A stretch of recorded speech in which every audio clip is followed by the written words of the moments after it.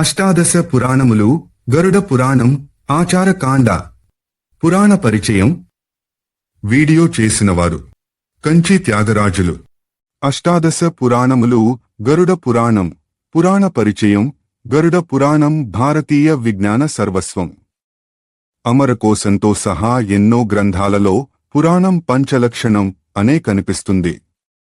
భాగవతంలో మాత్రం పురాణం దశలక్షణ సమన్వితమని ఇలా చెప్పబడింది. సర్గో 2 స్యాధ విసర్గశ్చ వృత్తి రక్షాంతరాణి చ వంశో వంశానుచరితం సంఖ్యాహేతు రపాశ్రేహ దశభిర్లక్షణర్వుక్తం పురాణం తద్విదో విదధ కేచిత్ పంచవిధం బ్రహ్మన్ మహదల్ప వ్యవస్థయా. నిజానికి ప్రతి పురాణంలోనూ సర్గ ప్రతిసర్గ వంశమన్వంతర వంశానుచరితలనే చలక్షణాలంటే ఎక్కువ లక్షణాలే ఉంటాయి. ఇక గరుడ పురాణంలో భాగవతకారులు చెప్పిన 10 కంటే కూడా ఎక్కువ లక్షణాలున్నాయి. ఈ పురాణంలో 3 భాగాలున్నాయి. ఆచారకాండ, కర్మకాండ, ప్రేతకాండ, ధర్మకాండ, బ్రహ్మకాండ, మోక్షకాండ. మొదటి కాండను పూర్వఖండమని, చివరి 2 కాండలను కలిపి ఉత్తరఖండమని వ్యవహరిస్తారు. ఈ కాండలొక దాని నుండి మరొకటి విస్తారంగా విభిన్నాంశాలతో ఉంటాయి. అధ్యాయాల సంఖ్యలో కూడా పోలిక లేదు. ఆచారకాండ 240 అధ్యాయాలు, ప్రేతకాండ 50 అధ్యాయాలు, బ్రహ్మకాండ 30 అధ్యాయాలు.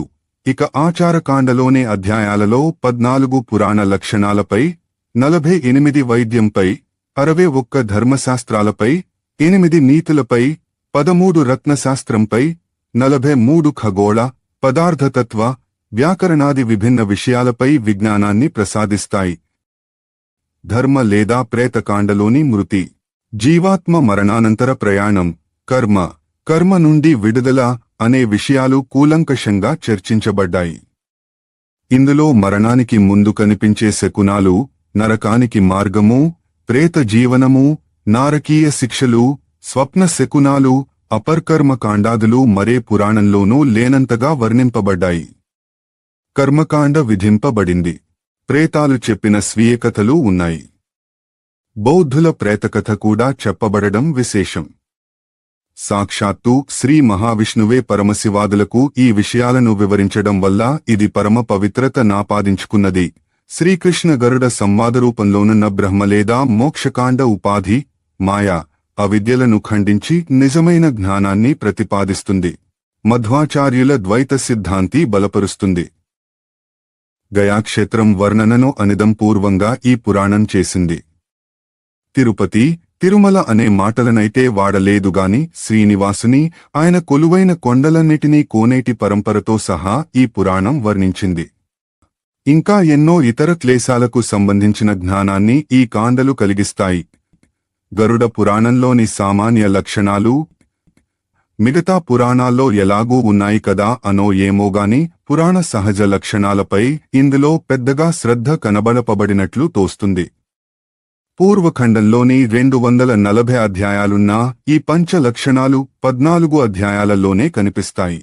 4-5 అధ్యాయాల్లో సర్గ, ప్రతిసర్గలు, 6వ అధ్యాయాలో దేవతల, ఋషుల వంశాలు, 87-90 వరకు అధ్యాయాల్లో రాజవంశాలు, అది మరీ సంక్షిప్తంగా 54-58 వరకు అధ్యాయాల్లో సర్గ, 224వ అధ్యాయంలో సృష్టింతము చర్చింపబడ్డాయి. మిగతా అంతా ఈ పురాణానికే ప్రత్యేకమైన సామాజిక లక్షణమే. గరుడ పురాణం వైష్ణవ పురాణమే. విష్ణు సహస్రనామం మరొకటి, అంటే భారతంలో భీష్ముడు చెప్పింది కాక ఇందులో కనిపిస్తుంది. విష్ణు పంజర స్తోత్రం కనిపిస్తుంది. పాంచరాత్ర సూత్రాలను, వైష్ణవ సంప్రదాయాన్ని అనుసరించే ఈ పురాణం కూడా చెప్పబడింది. అయితే పాంచరాత్రాలలో విష్ణువుకి 4 వ్యూహాలే ఉండగా ఇందులో 9 వ్యూహాలు పేర్కొనబడ్డాయి. అలాగే ఇతర వైష్ణవ పురాణాల్లో విష్ణు రూపాలైదే ఉండగా గరుడ పురాణంలో 9 పేర్కొనబడ్డాయి. సహజంగానే ఈ పురాణంలో మహావిష్ణువుకే పెద్ద పీట వేయబడింది. ఆయన యొక్క 12 అవతారాలొక చోట, 22 అవతారాలు మరొక చోట వర్ణింపబడ్డాయి. ప్రత్యేకంగా మార్కండేయ మహాముని విష్ణువుని 14 నామాలతో స్తుతించినట్లు చెప్పబడింది. శ్రవణ కీర్తన స్మరణాది భక్తి మార్గాలను ఈ పురాణం వర్ణించడం చూస్తే దీనికి భాగవత ప్రభావం గట్టిగానే పడినట్లు తెలుస్తుంది. ఇది వైష్ణవ పురాణమే గాని ఆ ఒక్క శాఖకే పూర్తిగా అంకితమై పోలేదు. ఇతర దైవాల పూజా విధానాలు కూడా ఇందులో వివరింపబడ్డాయి. పరమశివుని గూర్చి గరుడ పురాణం ఎక్కువగానే చెప్పింది. అలాగే వినాయక, స్కంధ, విశాఖ, దుర్గ సప్తమాతృకల పూజా విధానమూ బోధింపబడినది. బ్రహ్మ, ఇంద్ర, సూర్య, అగ్ని, చంద్ర, వాయుదేవతల పూజలెలా చేయాలో ఇందు పొందుపరుపబడింది. భైరవ, సూర్య, కృష్ణ, శివ, బ్రహ్మలే అంశాలుగా గల అమృతేశ్వర స్వామి అర్చన గరుడ పురాణంలో ప్రతిపాదింపబడింది. తత్వమసి, అహం బ్రహ్మస్మి, ప్రజ్ఞానం బ్రహ్మ, అయమాత్మ బ్రహ్మమునగు బ్రహ్మ పదార్థ వాక్యాలు కూడా ఈ పురాణంలో వ్యాఖ్యానింపబడ్డాయి. గరుత్మంతుని పేరనే ఒక పురాణముండాలని విష్ణువు అనుకున్నాడంటే ఆయన అనుగ్రహం మాత్రమే కాక ఈయన గొప్పతనం కూడా ఉండాలి కదా. అది చాలా వరకు పురాణంలోనే చెప్పబడింది. ఏవో 2-3 విషయాలను మాత్రం ఇక్కడ ప్రస్తావిస్తాను. హిందూ మతానికి మహాశ్రయం కోవెళ్ళు. అటు ఉన్నది ఇటు లేదు అన్నట్టుగా విష్ణు కోవెలలో ఉండేవేవి శివ కోవెలలో నుండవు. ఒక్క క్షేత్రపాలకులైన త్రిమూర్తులు తప్ప కాని గరుడు అన్ని కోవెళ్లలోనూ ఉంటాడు. శివాలయాలలోనే అధికంగా కనిపించే నవగ్రహ మంటపం గరుడ చిహ్నంపైనే నిర్మింపబడుతుంది. అమ్మవారి గుడులలో కనిపించే పోతురాజు కూడా గరుత్మంతుడి అంశేయనని పెద్దలంటారు. కలియుగంలో హిందూమతానికి పరమాశ్రయమైన తిరుమల క్షేత్రంలో ఆయన పేరనొక కొండయే ఉంది. గరుడాద్రి. గరుడధ్వజం పరమపుణ్యప్రదం. సాగర మధ్యంలో ఆకాశదేశాన ప్రయాణిస్తున్న వారికి గరుడధ్వజమొక ప్రాణాధారం. అంతవరకెందుకు స్వామివారి బ్రహ్మోత్సవాలలో గరుడవాహన సంబారానిదే అగ్రతాంబూలం. ఆ రోజు పంచభూతాలు పరవశిస్తాయి. ఇది యాత్రికులకు తెలుస్తుంది. ఆ రోజే ఆకాశంలో గరుడ పక్షులు గిరికీలు, ఆకాశంలో సప్తవర్ణాలు గోచరిస్తాయి. ఇది అందరికీ కనిపిస్తుంది.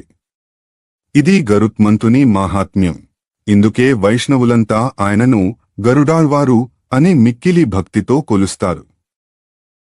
అందుకే మహావిష్ణువు గరుడుని పేర ఒక మహాపురాణాన్ని సృష్టించి దానిని భారతీయ విజ్ఞాన సర్వస్వంగా మలచాడు. కాబట్టే ఇదొక భారతీయ విజ్ఞాన సర్వస్వం. అక్షరజ్ఞానమున్న వారందరికీ ఆవశ్య పఠనీయం. ఇది నా ఊహ మాత్రమే. డా. యళ్ళాయి నారాయణరావు. గరుడ పురాణమును ఇంట్లో నిరభ్యంతరంగా ఉంచవచ్చు. పితృకర్మలు జరుపు దినాలలో గరుడ పురాణ శ్రవణము చాలా ప్రశస్తము. ఇంట్లో ఆ గ్రంథముంద కూడదని మాత్రము కాదు అని ఆంధ్ర పౌరాణికులకు ఆరాధ్య దైవం. పౌరాణిక సార్వభౌమ, పురాణోపన్యాసకేసరి, తెలుగువాడికి తెలిసిన ఏకైక అభినవసూత మహర్షి బ్రహ్మశ్రీ మల్లాది చంద్రశేఖర శాస్త్రిగారు తన స్వంత లెటర్ హెడ్ల్పై 1-7-2006న పేర్కొంటూ పలువురి సంశయాలకు తెరదించారు. ఇక ఏ పురాణానికి ఇలాంటి ప్రమాణ పత్రాన్నివ్వవలసి రాలేదే. మిగతా భాషల పౌరాణిక సత్తములెవరికీ కూడా ఈ గరుడ పురాణానికి ఇటువంటి వివరణ పత్రమునివ్వవలసి రాలేదెందుకని? ఎందుకంటే ఒక్క తెలుగువారి ఇళ్లల్లోనే గరుడ పురాణం చదవకూడదని, ఇంట్లో ఉంచుకోకూడదని పెద్దలు అంటున్నారు. ఈ అప్రకటిత నిషేధానికి ప్రమాణం లేదు. తండ్రులు, తాతలు, ముత్తాతలు అన్నారని అనేసుకోవడమే. ఇలా ఎందుకు జరిగింది? వ్యాస మహర్షి పట్ల అసూయ వల్లనో కోపం వల్లనో ఆయన కూర్చిన గ్రంథాన్ని అప్రతిష్టపాలు చేశారనుకోలేము కదా. ఎందుకంటే ఆయన మనకు దైవసమానుడే. మన మత గ్రంథాలలో సింహభాగం ఆయన ప్రసాదాలే. ప్రేతఖండం ఉంది కాబట్టి 12 రోజుల్లో తప్ప ఇంకెప్పుడూ ఈ పురాణాన్ని చదవకూడదు అని చెప్పే పెద్దలు గరుడ పురాణంలో పొందుపరపబడిన మిగతా విషయాలను పట్టించుకోరేమి? మొత్తం పురాణంలో 320 అధ్యాయాలుంటే అందరినీ భయపెట్టిన ప్రేతఖండం లేదా ప్రేతకాండ 50 అధ్యాయాలలోనే ఉంది కదా. మరి మిగతా 270 అధ్యాయాలలోనున్న మహా విషయాన్నెందుకు చదవకూడదు? అసలు ఆ అధ్యాయాలలో ఏముంది? సర్గవర్ణనం, దేవార్చనం, తీర్థమాహాత్మ్యం, భువన వృత్తాంతము, మన్వంతరం, వర్ణధర్మాలు, ఆశ్రమధర్మాలు, దానధర్మం, రాజధర్మం, వ్యవహారం, వంశానుచరితం, వ్రతం, నిదానపూర్వక అష్టాంగ ఆయుర్వేదం, సంస్కృత వ్యాకరణం, ప్రళయం, ధర్మం, కర్మం, కామం, అర్థం, ఉత్తమ జ్ఞానం, విష్ణుదేవుని మాయామయ సహజ లీలల విస్తార వర్జనం ఇవన్నీ ఈ పురాణంలో ఉన్నాయి. వీటిని తెలుగువారికి దూరం చేసి గరుడ పురాణమంటే ప్రేతఖండమొక్కటే అనే అపప్రథను ప్రజల హృదయాలలో ముద్రించారు. శివ, విష్ణు, సరస్వత్యాది రహస్య పూజలున్నాయి. ముఖ్యంగా ఖం ఠం ఫం శం గదాయే నమః వంటి అరుదైన బీజయుక్త గుప్తమంత్రాలున్నాయి. 1-7 హ్ర గుణింతంలో షడంగ న్యాసముంది. విశేషమేమిటంటే గరుడ పురాణంలోని సాధనలకు కులగురువు లేదా పురోహితుడు మున్నగువారి అవసరమున్నట్లు చెప్పబడలేదు. న్యాసానికి, సంధ్యావందనానికి అవసరమైన అన్ని మంత్రాలు బీజక్షరాలతో సహా ఉన్నాయి. అజ్ఞానాన్ని, అనైశ్వర్యాన్ని కూడా పూజించగలిగే సంస్కారమిందులో ఉంది. ముద్రణలో చాలా అరుదుగా కనిపించే అంజలిబద్ధ, వందిని, హృదయాసక్తాది ముద్రలనెలా ప్రదర్శించి ఆయా దేవతలను ఎలా వశం చేసుకోవాలో ఇందులో ఉంది. 1-11 భీష్ముడు చెప్పినది కాక స్వయంగా శ్రీ మహావిష్ణువు శివునికుపదేశించిన విష్ణు సహస్రనామం గరుడ పురాణంలో కనిపిస్తుంది. 1-14 వరకు. మన దురదృష్టం వల్ల ఈ మహామంత్రం కూడా విష్ణు పంజర స్తోత్రం 1-13 వరకు, మృత్యుంజయ మంత్ర జప మహిమ 1-16 వరకు వంటి మహా విషయాలతో సహా తెలుగువారికి తెలియకుండా పోయింది. ఓంజుం సహా అనే 3 అక్షరాలతో మృత్యువును జయించగలిగే గొప్ప మంత్రం మృత్యుంజయ మంత్రం. ఇతరత్ర దుర్లభమైన అమృతేశ్వరారాధన, షడంగ పూజా విధానం కలవు. ప్రాణేశ్వరీ విద్య ఉంది. విషానికి మంత్రః ఔషధ విరుగుడు, గరుత్మంతుని మంత్రాలు ఉన్నాయి. నిజానికి గరుడ పురాణం ఒక మంత్రశాస్త్రం. అరుదైన మంత్రాల మంజూష, పంచముఖ శివుని పూజా విధానం, త్రిపురేశ్వరీ సాధన, విషదూరక మంత్రలు కలవు. గోపాల మంత్రం దానితోబాటు సాంగోపాంగముగా మిక్కిలి కష్టసాధ్యమైన గోపాలదేవతారాధన విధి చెప్పబడింది. ఇలా వందల కొద్దీ మంత్రాలు, బీజాక్షరాలు. హయగ్రీవ మూలమంత్రం, పూజనావిధి, గాయత్రి మంత్రోపాసన, ఎక్కడా కనిపించని గాయత్రి మంత్ర చతుర్థ పాదం 1-35 వరకు, వాస్తు నియమాలు, సాముద్రికం, నాడీ ప్రవాహం, శాలగ్రామ, రత్నశాస్త్రాలు మున్నగు ఎన్నో విషయాలు గరుడ పురాణంలో సంపూర్ణంగా చర్చించబడ్డాయి. గారుడి విద్య గరుడ పురాణానికి ప్రత్యేకం. గరుడ పురాణం వైష్ణవ పురాణమే అయినా ఇందులో శివరాత్రి మాహాత్మ్యముంది. 1-24 వరకు ఎవరికోగాని తెలియని శివుని అవతారాలున్నాయి. అనేక మంత్రయుక్త వైష్ణవ కవచం, సర్వకామప్రద విద్య, విష్ణు ధర్మాఖ్య విద్య గరుడ పురాణంలో ఉపదేశింపబడ్డాయి. వీటిని ఉపాసించువారికి అపజయముండదు. గారుడీ విద్య 1-197 వరకు సకల శుభకారకము. ఆయుర్వేద ప్రకరణంలో రోగాలకు మందులే కాక శృంగార సర్వస్వమే ఉంది. మదనకేళిలో ఎంతమందినైనా సంతృప్తిపరచగలిగే మందులు, తయారీ, వినియోగ, అనుపాన విధానాలతో సహా ఈ పురాణంలో చెప్పబడ్డాయి. అదృశ్య రూపానికి, ప్రకృతిని స్వల్పంగా జయించడానికి, నిత్యయవనానికి, పునర్వయవనానికి, ఇలా స్త్రీ పురుషులు మనసారా కోరుకునే మరియు చెప్పుకోలేని వాంఛలు తీర్చుకునే సాధనాలెన్నో ఉన్నాయి.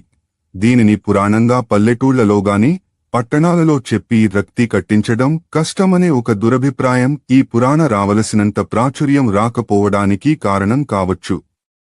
అందువల్ల ఈ పురాణమొకటుందనే విషయాన్నే ప్రజలు పట్టించుకోకపోవడం జరిగినప్పుడు వ్యాసమహర్షి వ్రాసిన పురాణం కనుమరుగైపోతుందనే భయంతో ప్రేతఖండాన్ని మాత్రమే బయటకు తెచ్చి దానిని అపరకర్మ జరిగే రోజులలో పఠించాలని విధించి ఉండవచ్చు. కాలక్రమాన గరుడ పురాణం గురించి ఎవరైనా ఇది నాకు పూర్తిగా కావాలి అని అడిగినా అలసత్వం కొద్దిగాని, దుర్వినియోగమవుతుందనే భయం కొద్దిగాని సంస్కృతంలో ఉన్న దానిని తెలుగులోకి మన పండితులు తీసుకుని రాకపోయి ఉండవచ్చు. అందుకే తెలుగులో సంపూర్ణ గరుడ పురాణం కనబడుట లేదు. చివరికి ఈనాడు భగవంతుని పట్ల పూర్తి విశ్వాసం ఉన్నవాడు దేనికి భయపడడు అనే ఋషి వాక్యాన్ని సార్థకం చేస్తూ ఒక పబ్లిషర్ ఒక అనువాదకుడు ఈ మహత్తరమైన పురాణాన్ని తెలుగువారికి అందింపచేసే ప్రయత్నం జరిగింది. ఆశీర్వదించండి. నా ఊహ పొరపాటైతే మిమ్మల్ని బాధిస్తే క్షమించండి. అష్టాదశ పురాణములు, గరుడ పురాణం, ఆచారకాండ. పురాణ పరిచయం. వీడియో చేసినవారు కంచి త్యాగరాజులు.